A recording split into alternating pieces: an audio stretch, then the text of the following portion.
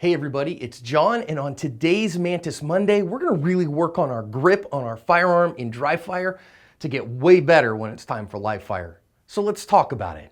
The MantisX firearms training system attaches to any gun with a rail and to your phone via Bluetooth to track barrel movement every shot you take. Use it to help you be the most accurate, fastest shot you possibly can in a defensive encounter. I use it in my training all the time. So like always, this drill is way better in my opinion. You get a lot better data when you're using the Mantis unit than when you're not. But if you're not a Mantis user, that's totally cool. I get it. What you're gonna have to do is pay very close attention to the front sight, so then that way you're able to self-diagnose what's going on. Or if you're a dot user like I am, you just gotta really watch the dot, especially in recoil, which I get it. You're like, but it's dry fire, John, we don't have any recoil. Well, you do. When that trigger moves, you'll see that dot go a little bit of places, and you gotta pay special attention to that. But if you're using something like the Mantis, the reason that I love this tool is that it actually gives me objective data, and I'll show you what I mean. So here's what we're gonna do this week. We are going to really work on our grip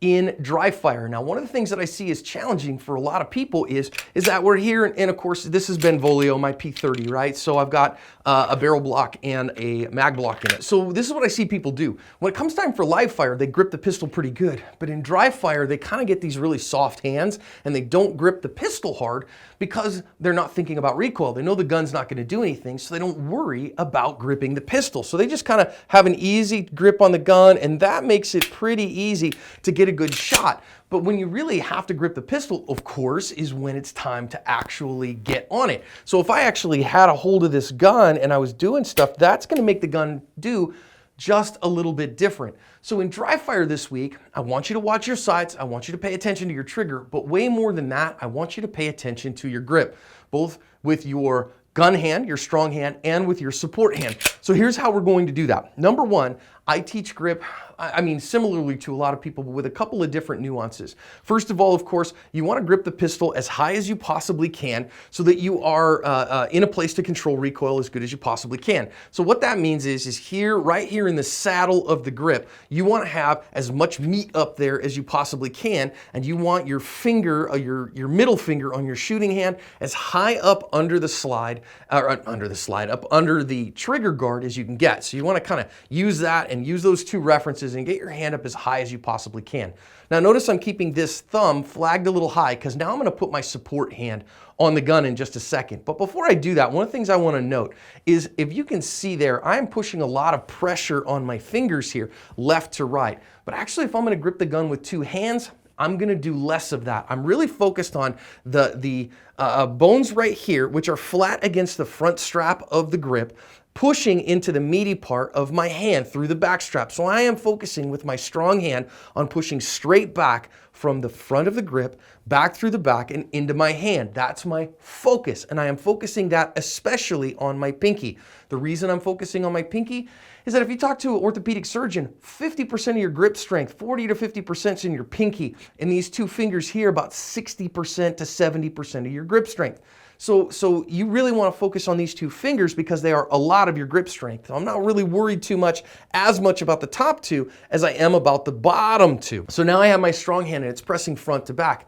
Then my support hand, if I'm going to assume a thumbs forward grip, we do our Judy chop, right? So we learned that from Mike Sieklander, Judy chop, roll it in there. And now I'm gripping with my support hand side to side. So if you notice over here, my support hand, I am really putting some pressure on my fingers there. And with my support palm here, I'm pressing in on that gun. So I've got front to back, side to side, equal pressure. So let's see what that does when it comes time to actually fire the gun. So now when it's time to fire the gun, what I've got here is I have pressure front to back, pressure side to side, drive the gun out, find my sights, enough grip strength on there that I am just short of shaking the gun. I really want to have good pressure, both front to back, side to side. Now press the trigger straight to the rear.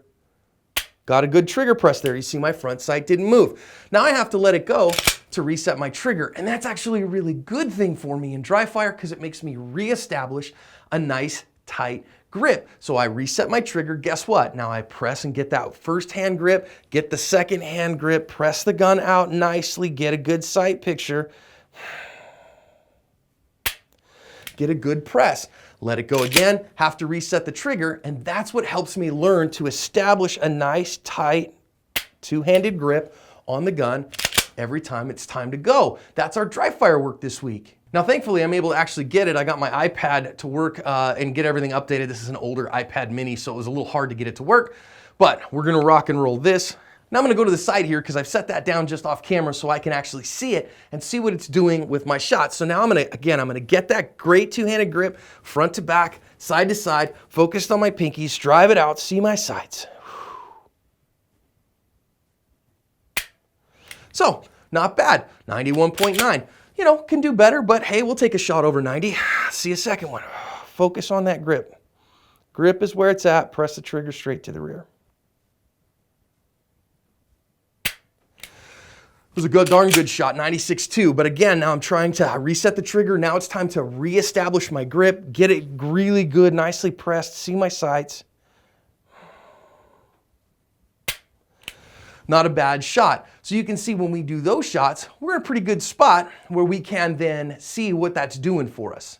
Now, if I go back and look, I'm gonna show this to you as well. If I go back and I hit the stop button, and now I can come over and go, oh, okay, what were my shots doing? Again, I just took 3 for you to see. But each one here as I go, I can see, aha, on the first shot, right after the shot broke, I actually pressed to the right. You can see the red there moved it to the right. Here on the second shot, moving to the right as well. Third shot, every shot moving to the right. So what that tells me is I probably need to increase that pressure over on the left side, the right side of the gun a little bit rather, to keep that right where it is. Now, they were all good shots over 90, so I'm not angry about it, but that's the place that I can improve. All right, let's try another slight different iteration. What we're gonna do here is we're gonna try the compressed surprise break and see how that works for us as we have to acquire our grip. So that was in double action mode. Let's see if we can do it again. That was a little better. Let's try it again. Got a good grip on the gun there.